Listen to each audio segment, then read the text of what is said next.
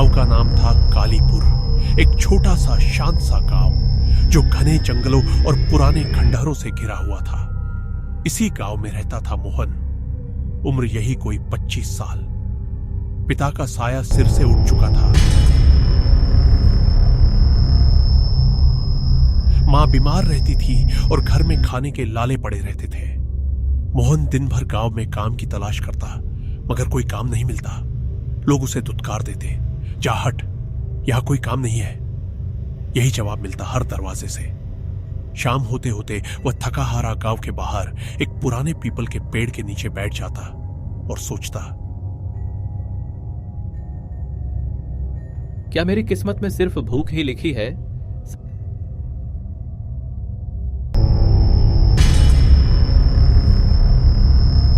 एक दिन ऐसी ही एक शाम को जब सूरज डूबने को था और आसमान में लाल रंग की परछाइयां फैली हुई थी, मोहन उसी पीपल के पेड़ के नीचे बैठा था। तभी उसे एक अजीब सी आहट सुनाई दी, जैसे कोई लकड़ी की खड़ाऊ पहनकर धीरे धीरे चल रहा हो। मोहन ने पलट कर देखा, ये सामने खड़ा था एक लंबा दुबला पतला साधु। शरीर पर भभूत लगी हुई, आंखें गहरी और चमकीली, और चेहरे पर एक ऐसी मुस्कान जो न जाने क्यों मोहन की रूह कंपा गई। क्या बात है बेटा, इतने परेशान क्यों बैठे हो? साधु ने पूछा। मोहन ने अपनी सारी व्यथा साधु को सुना दी। गरीबी, बेरोजगारी, बीमार मां, भूख से बिलखता घर। साधु कुछ देर चुप रहा, फिर बोला, अगर मैं तुम्हें एक काम दूं तो क्या तुम करोगे? काम मुश्किल है, डरावना भी है, मगर बदले में तुम्हें ऐसा धन मिलेगा जो तुम्हारी 7 पुश्तें तक चलेगा। मोहन की आंखों में चमक आ गई। भूख इंसान से कुछ भी करवा देती है। उसने बिना सोचे समझे हामी भर दी। साधु मुस्कुराया, एक ऐसी मुस्कान जिसमें कुछ छिपा हुआ था। उसने कहा,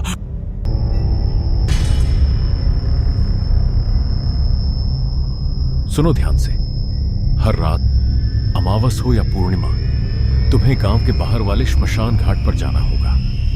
वहां जो चिता जल रही होगी, उसमें से जलती हुई राख और अधजली लकड़ी तुम मेरे पास लेकर आओगे। बस इतना ही काम है।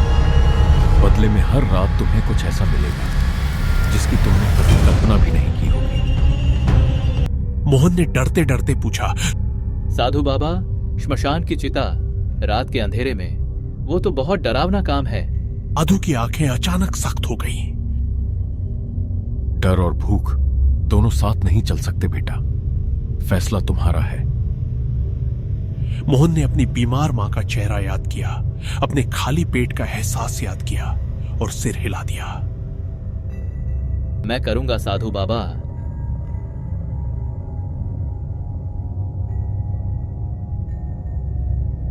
उस रात मोहन डरते डरते गांव के बाहर घने जंगल के बीचों बीच बने श्मशान घाट की ओर चल पड़ा।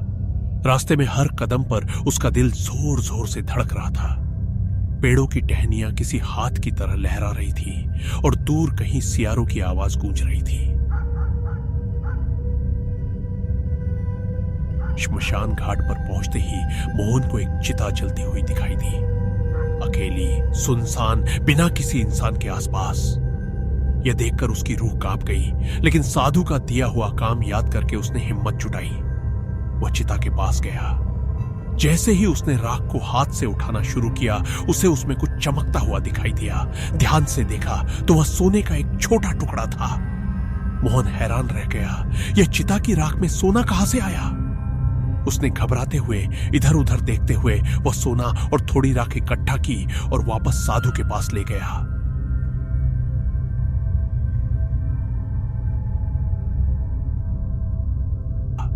साधु ने वह सामग्री ले ली और मोहन के हाथ में एक सोने की मोहर रख दी।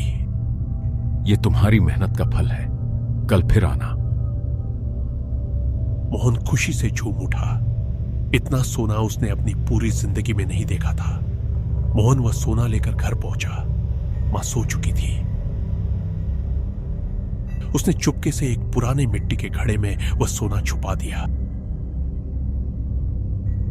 और घड़े को घर के पीछे जमीन में गाड़ दिया।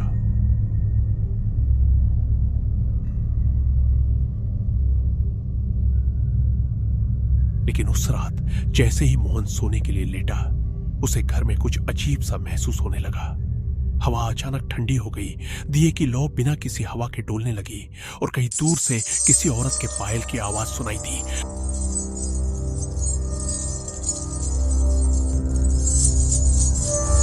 मोहन ने डरते हुए आंखें खोली और सामने देखा एक औरत खड़ी थी, सफेद कपड़ों में लिपटी, बाल बिखरे हुए, चेहरा इतना डरावना कि मोहन की सांसें रुक गईं। उसकी आंखें खाली खाली थी, जैसे उनमें कोई रूह ना हो। मोहन जोर से चीखना चाहता था, लेकिन आवाज गले में ही अटक गई।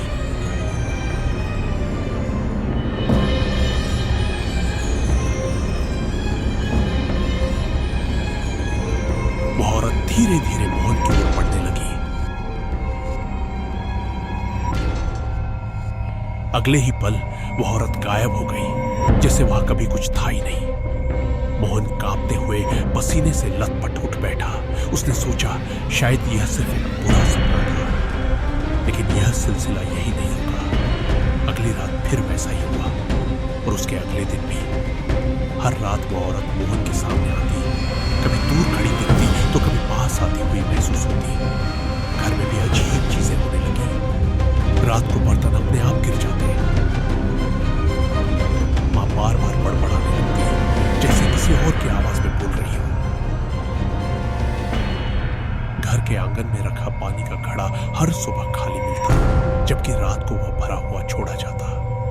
मोहन को समझ नहीं आ रहा था कि यह सब क्यों हो रहा है, लेकिन हर रात जब वह श्मशान से सोना लेकर लौटता, ये घटनाएं और बढ़ जाती, मानो वह सोना अपने साथ कुछ और भी लेकर आ रहा हो, कुछ ऐसा जो इंसानों की दुनिया का नहीं था।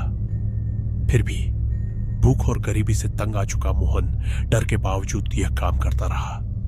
सोना उसे किसी नशे की तरह खींचने लगा था। कुछ दिनों बाद मोहन के पास इतना सोना इकट्ठा हो गया कि उसने फैसला किया अब इसे बेचने का समय आ गया है।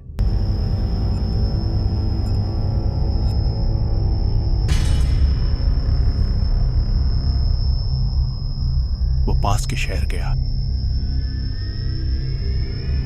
एक सुनार की दुकान पर पहुंचा और चुपचाप वो सोना उसे दिखाया। सुनार ने सोना हाथ में लिया, उसे गौर से देखा, तराजू पर तौला और अचानक उसका चेहरा भक पड़ गया। उसके हाथ कांपने लगे। ये सोना तुम्हें कहां से मिला? मोहन को जवाब देता उससे पहले ही सुनार ने वह सोना मेज पर रख दिया और पीछे हट गया, जैसे उसे किसी जहरीले सांप ने छू लिया हो। दोस्तों, आखिर उस सुनार ने ऐसा क्यों किया? वह सोना आखिर था क्या? और श्मशान की चिता से निकलने वाला यह रहस्यमय खजाना मोहन को किस अंजाम की ओर ले जा रहा था? ये जानने के लिए देखिए श्मशान का श्रापित सोना का भाग 2 जल्द ही इसी चैनल पर। अगर आपको यह कहानी पसंद आई हो तो वीडियो को लाइक करें, चैनल को सब्सक्राइब करें और बेल आइकन दबाना ना भूलें, ताकि अगला भाग आते ही आपको नोटिफिकेशन मिल जाए। हिंदी स्टोरी वर्ल्ड टूल्स के साथ बने रहिए, क्योंकि कहानियां अभी बाकी है।